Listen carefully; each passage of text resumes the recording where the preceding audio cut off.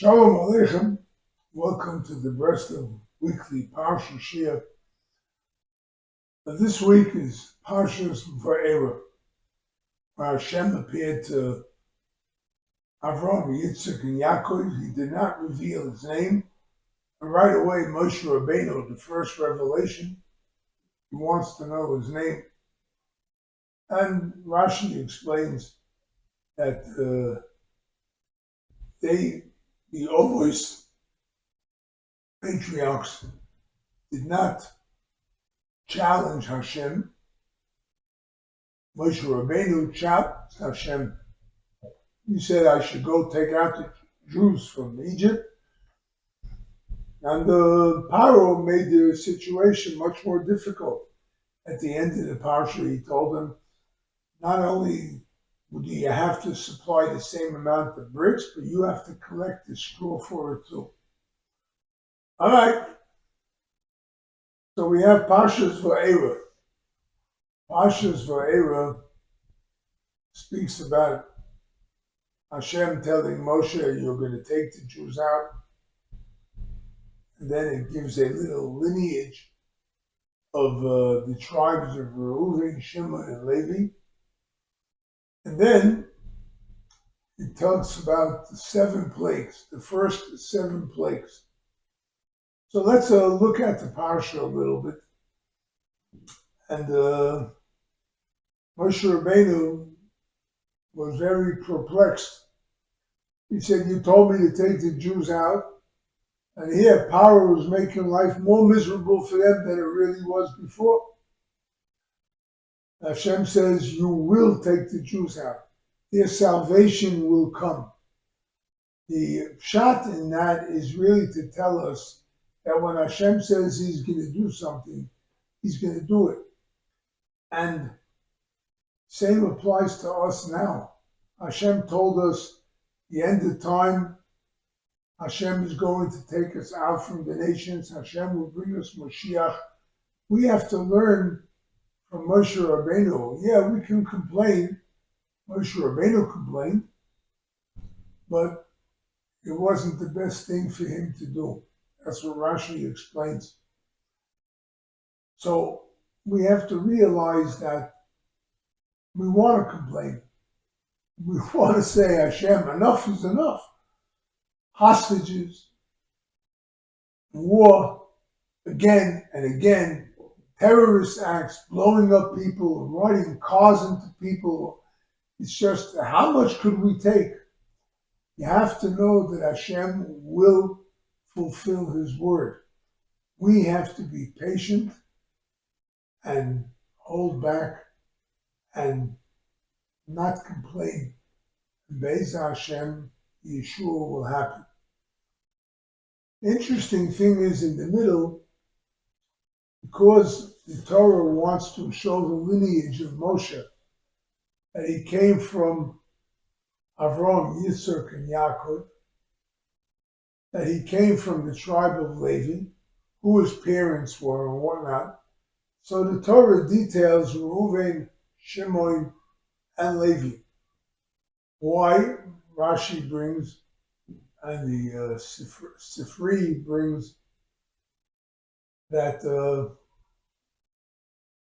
if you look in Parshas Vayechi, a couple of weeks ago, Yaakov blessed the tribes.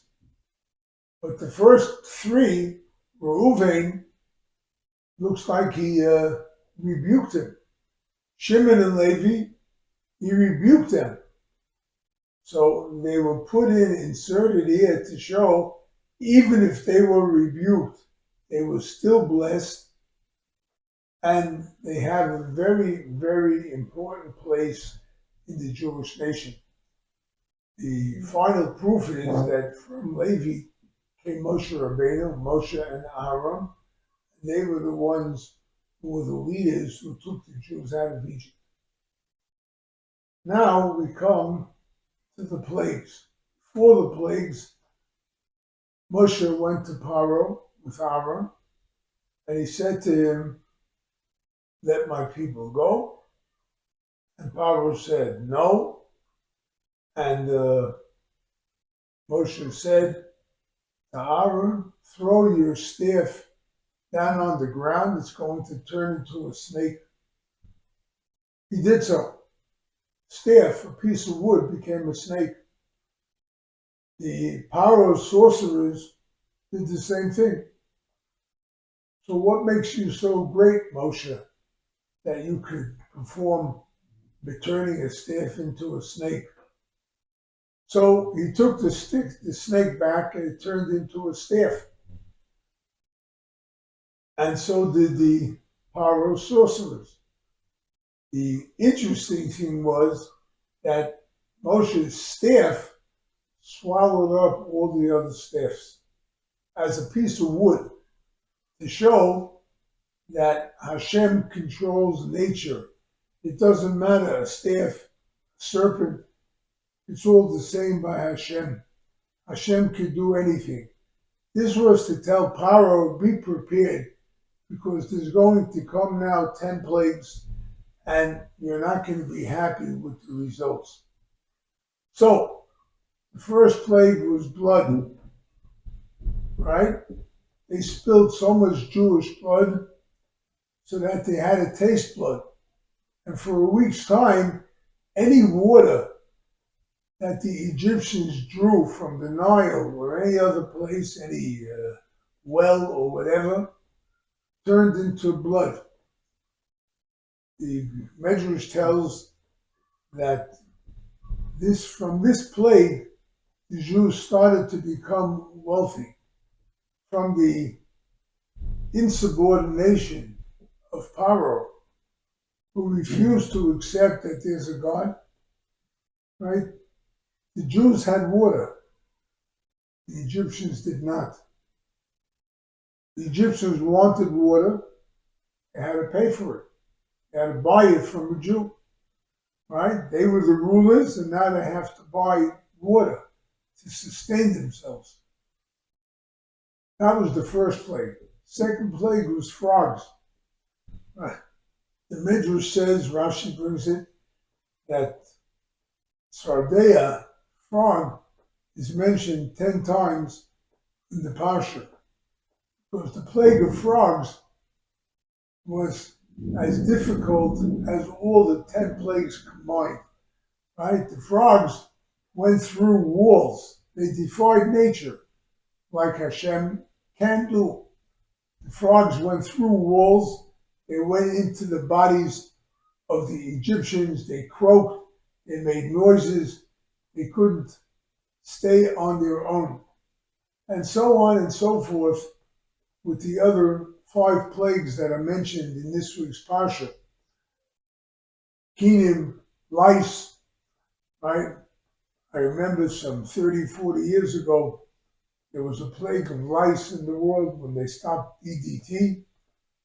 And there were kids in schools who used to sell lice so that they would be sent home from school, right?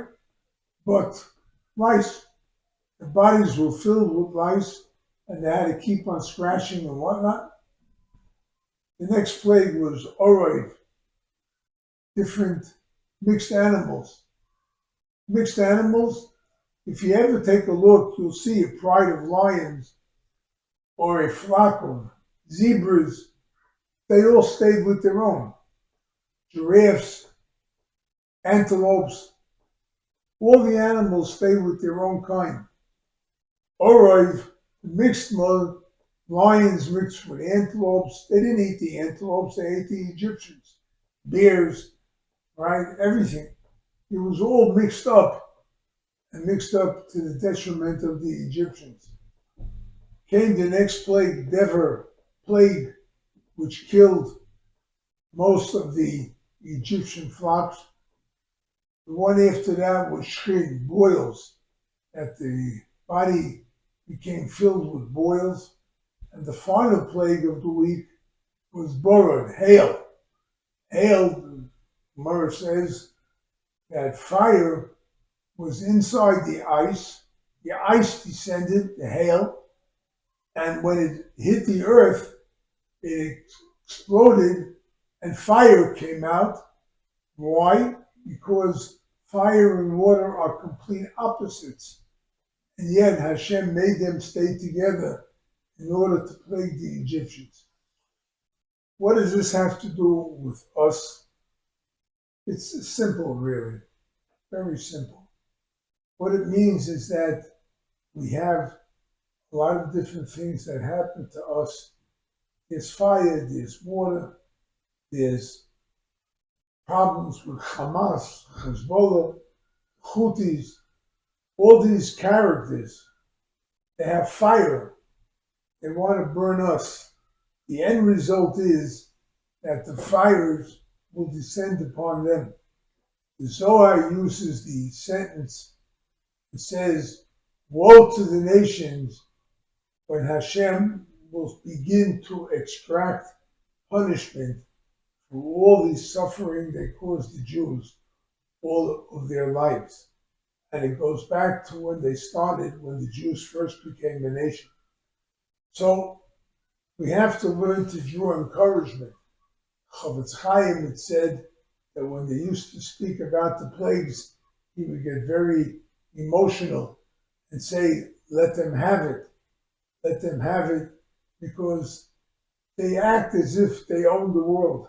And the truth is, Hashem owns the world. And Yitzhak Hashem, God willing, what will happen is that all the different plagues that they wished upon us will happen to them. They're doing, not us. We won't do it. And in Yitzhak Hashem, we will see the salvation. Next week in Bo, we see the final salvation and the Exodus. We'll talk about it next week. God willing, have a great Shabbos. Thank you for watching these videos. I hope they help.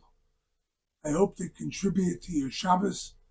I hope they contribute to understanding the Parsha. We hope that you will tell others about these shiurim, and we hope that the word of Rabbi Nachman and Rabbi Nosson will spread all over the globe, and people will all return to Hashem, and will all be able to bask in the joys of the coming of Mashiach, building of the Beis HaMikdash, the ingathering of the exiles. Amen.